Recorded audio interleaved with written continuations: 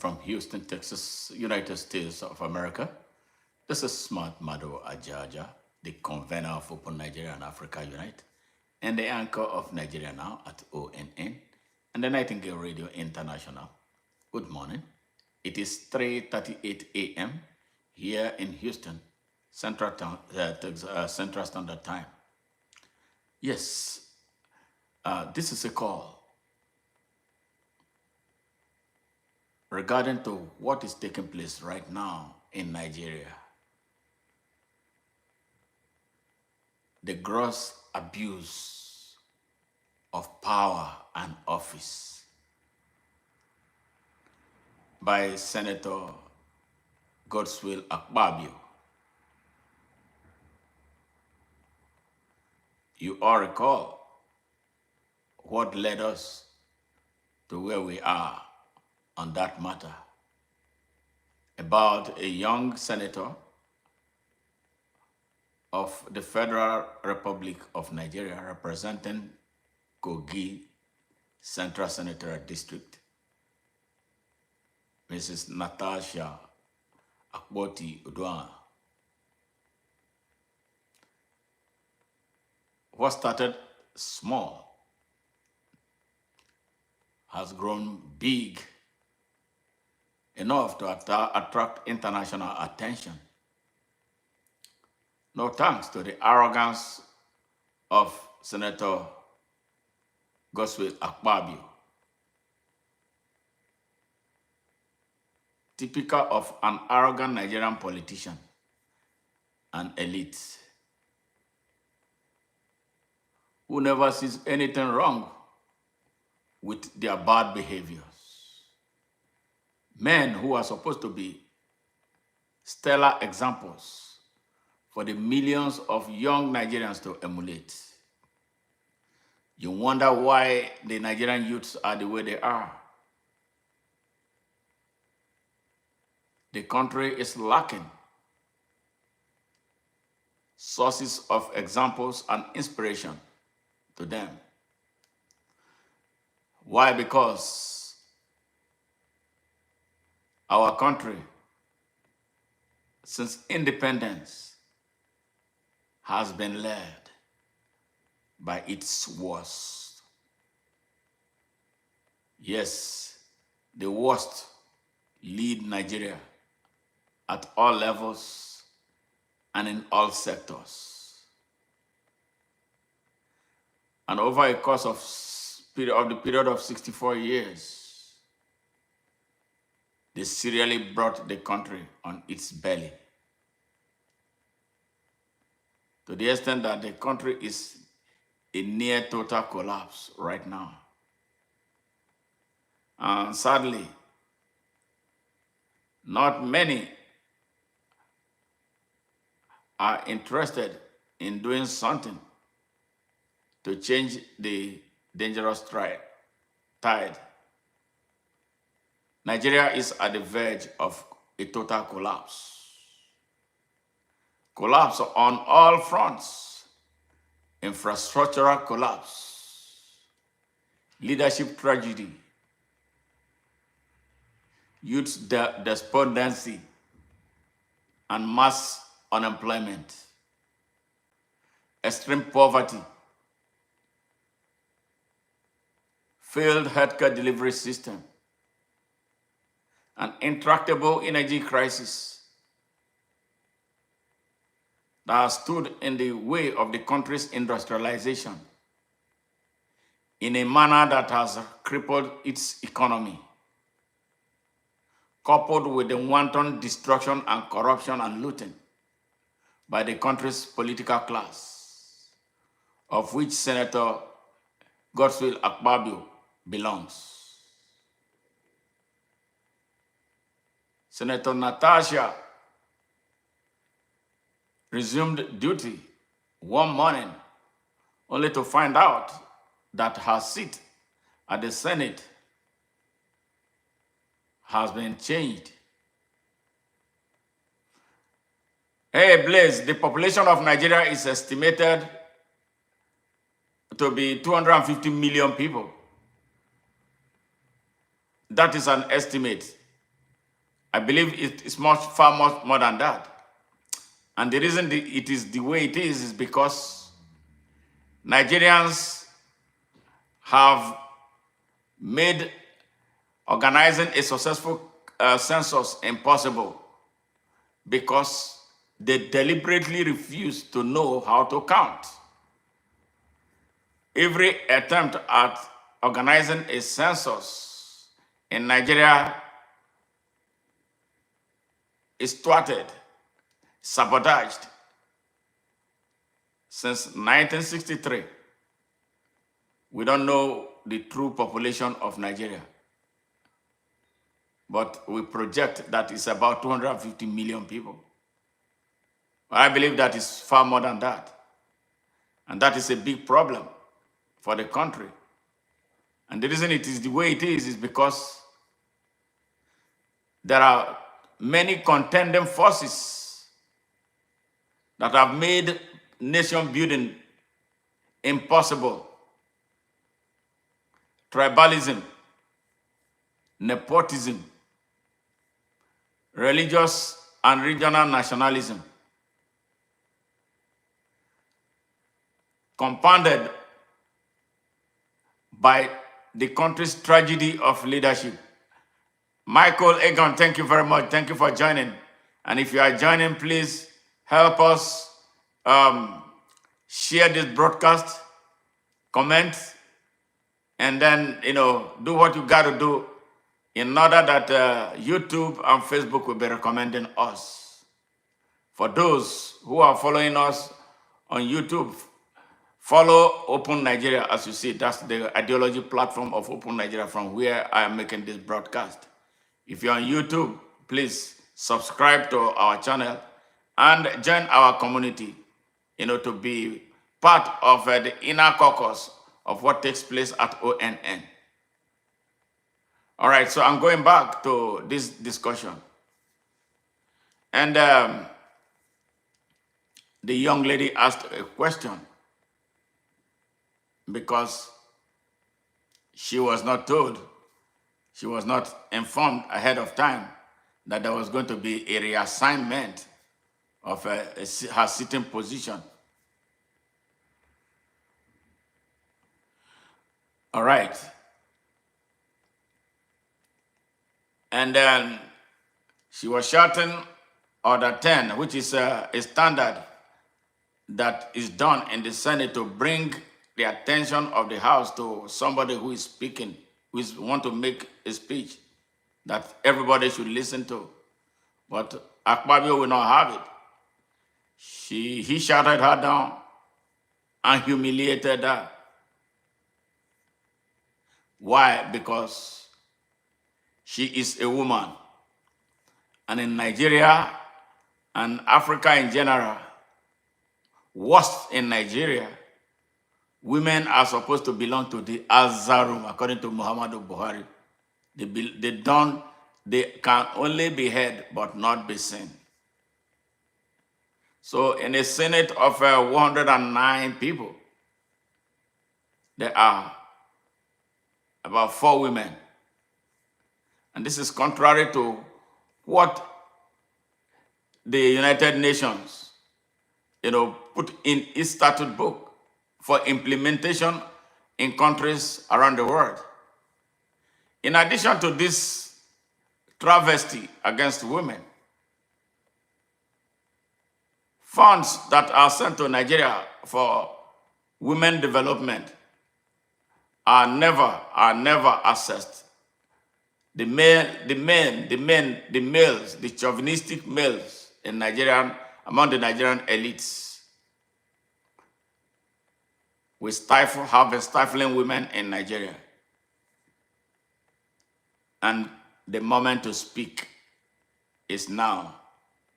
And an opportunity just availed itself for the Nigerian people to rise up for their women, because we are all born by women. It's only a stupid man that would devalue a woman. Not me, because I happen to have been raised by a very good woman. My mom was the best that you could ask for. My two sisters are the best that you could ask for. My nieces are incredible women.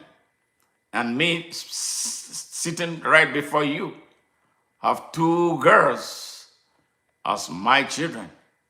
And I will not feel happy to see them trampled by some males because they are from Africa or because they are Nigerians.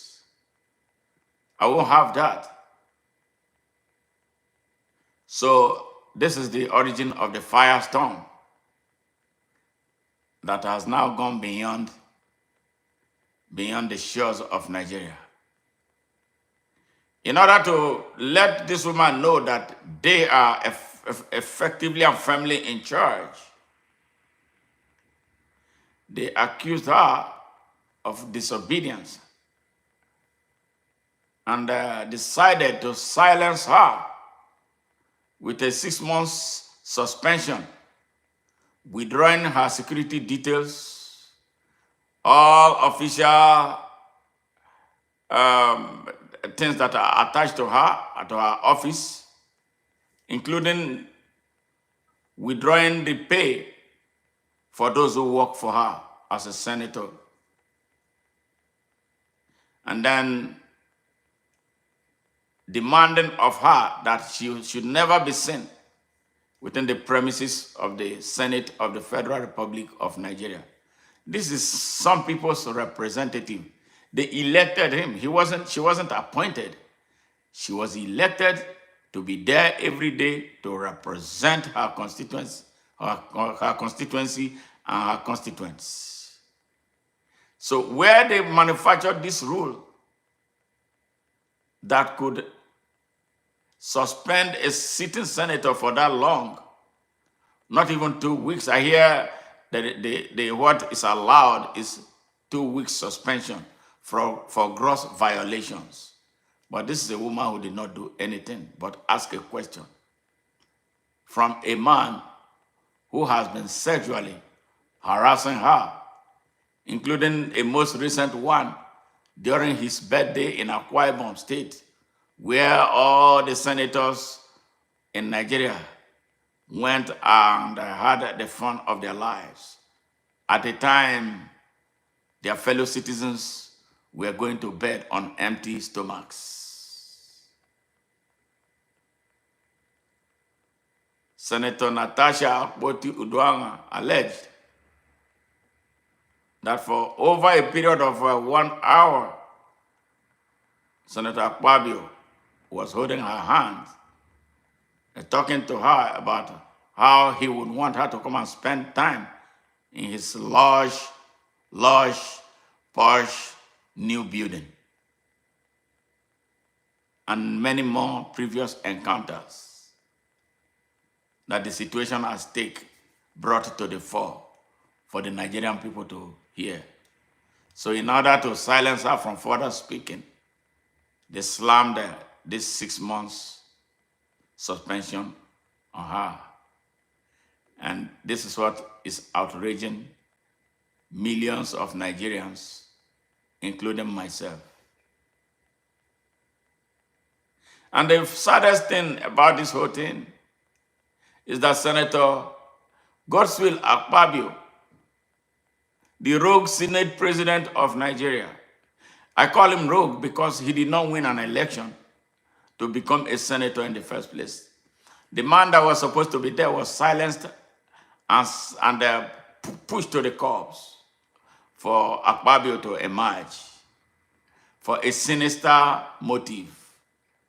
Yes, driven by the drug dealer, certificate forger, and an identity thief at the country's sitting inordinately and illegally and criminally at the presidency of Nigeria. Senator Akabio is his point man at the Senate. The Senate of Nigeria is a rubber stamp Senate, very corrupt. They go there to trade, not to make any laws that improve the lives of Nigerians. They have, since inception, they have not made any laws that is of benefit to Nigerians. They go there the first 1 week. They appropriated over 160 million naira each to buy themselves sports utility vehicles. And when one of them was taken to task over it, he shamelessly came to the national television to say that they needed that type of vehicles in order for them to be able to navigate through Nigeria's gullied roads. Yeah, this is a senator of the Federal Republic of Nigeria justifying the breakdown of our road network. You need to go to Nigeria and see what I'm talking about. Nigeria, the 6th largest producer of oil, has no roads. We live in the Stone Age in Nigeria. But every day, we are exporting millions of barrels of oil into whose account the money goes, we don't know. Oil theft is at its worst in Nigeria. And this generation of criminals are responsible for the massive looting of the Nigerian economy. But let's leave that for another day.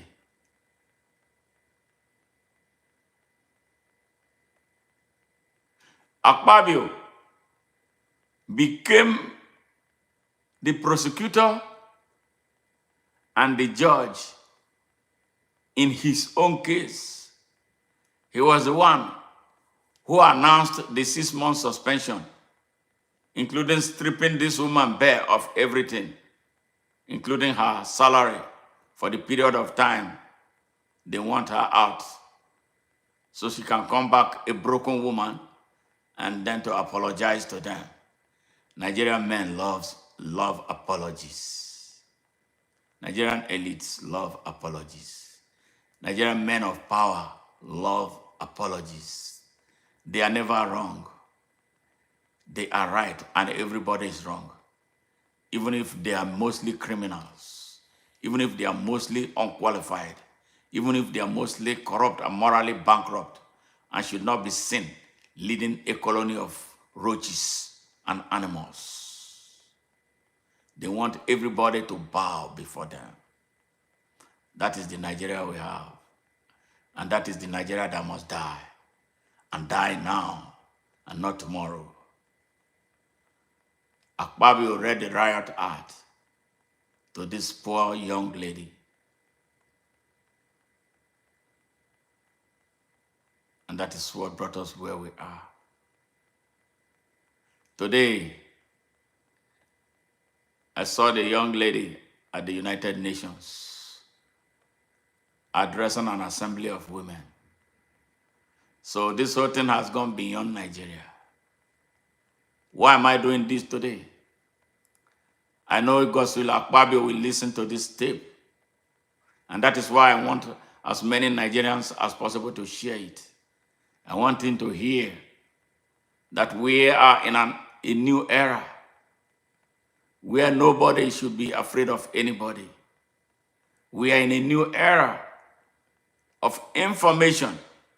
We are in a new era of understanding our basic human rights and how to assert them. We are in a new era of asserting our citizenship to Nigeria, or our citizenship of Nigeria. We are in a new era where nobody should play us around like a soccer ball. We are in a new era where Nigerians now know that they are equal stakeholders with the biggest, richest Nigerians, and with the Nigerians sitting on the highest office in the land. We are in a new era where Nigeria is supposed to be open to free, fair, equal, unlimited, and unconditional access to opportunity for its citizens to grow and develop and progress and prosper according to their abilities and levels of competency. We are in a new era where it doesn't matter your sex, your age, your place and circumstance of birth for you to be anything in Nigeria. We are in a new era where the position of the woman must not just be in the kitchen, but everywhere she decides to be. We are in a new era where there is no more need for us to be asked questions about North and South or Christianity and Islam. We're in a new era of citizenship and nationhood. But I understand too that there are still those driven by that old vestiges of colonial mentality and regional nationalism and religious bigotry who don't understand that a new era is here. And those are the people we are speaking to today.